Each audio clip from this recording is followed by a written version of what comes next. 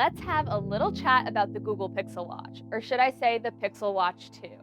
This is the debut Pixel Watch right here that has been on my wrist for about 2 weeks, and after these 2 weeks, I have really mixed feelings about it. Literally, on one hand, it has a lot to offer as a first-gen device. I think Google actually made what we might call a good first attempt. It gets a lot of things right, from a minimalistic design and all the important Google apps built in to fitness tracking with Fitbit. I spoke to a lot of fellow reviewers or early adopters, and those who said they hadn't tried Fitbit's platform before seemed to be impressed with features like daily readiness score and sleep tracking, and rightfully so. I've been testing Fitbit watches and activity bands for a couple of years now, and most of the pillars of Fitbit made their way onto the Pixel Watch. But that's pretty much the whole scope of what I like about this version, the first Google Pixel Watch. I've been starting to get caught up on what I want to see from the next version though, or what I feel might be missing here. And that's because of how much anticipation there was for a smartwatch that's optimized for Pixel phones for several years now.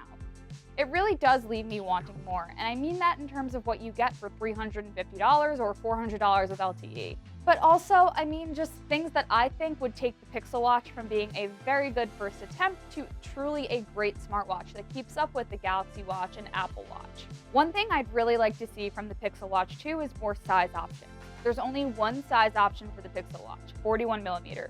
For many smartwatches, 41mm or a close equivalent is the smaller of two size options. This accommodates choice for shoppers, no matter if that choice is based on comfort or personal preference. For me, the 41mm size looks right on me and it just fits my wrist. It's very comfortable. Though I do also prefer to wear a larger size smartwatch just to be able to see the screen more clearly, especially when I'm working out. We're also seeing a trend towards bigger smartwatches with the Galaxy Watch 5 Pro and the Apple Watch Ultra. I think for larger wrists, there needs to be a bigger size option of the Pixel Watch, no doubt about it. Another thing I'd like to see for the next Pixel Watch is more health sensors. This only has a heart rate monitor and SpO2 sensor for reading your blood oxygen, though at the time we're filming this, SpO2 readings aren't available yet.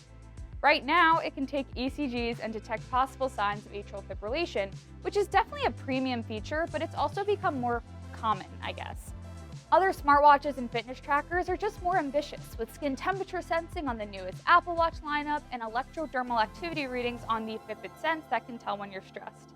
These sensors would give you, as a user, more thorough health data on Fitbit. Now, I know not everyone getting a Pixel Watch might care so much about the health and fitness tracking, and there are multiple fitness trackers that are a bit more dedicated to that cause. We've reviewed several of them here at Tom's Guide. But that's just to say that I wouldn't, right now, consider the Pixel Watch a very competitive fitness tracking watch. Half of that has to do with the limited sensor options, and the other half of that has to do with the final thing I want to see from the next generation Pixel Watch, a longer battery life.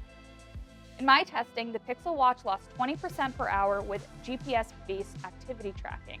I'm pretty active, maybe about 2 hours a day, so that's actually a very significant battery drain and limits how long I can have the Pixel Watch working on my wrist. I haven't had a lot of 24-hour battery life days with it, and what's worse, I've had the battery die overnight, so I don't get my full picture of sleep tracking. Again, that's not something that matters to everyone, but it does matter to me. And it's also something that I would expect from a $350 smartwatch to be able to do something like that without strain.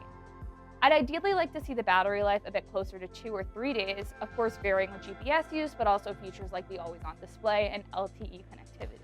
So just to recap, more size options, more health sensors, and more battery life is what I'm gonna hope to see in the Pixel Watch 2 or whatever it might be called. Who knows, Google could be working on a Pixel Watch Pro, kind of keeping in line with the branding of its phones and earbuds. That's just a bit of my own speculation, to be perfectly clear. But I'd really like to know what you want to see from the Pixel Watch, if there was a sticking point that stopped you from purchasing, or if you're like me and have been using it but wish some things were different. Let me know either in the comments or on social media, where we have lots of Pixel Watch coverage on Facebook, Twitter, Instagram, and TikTok at Tom's Guide. You can also find me at Kate Kosich, going more into Pixel Watch and smartwatches in general. Thanks for watching. I'll catch you next time.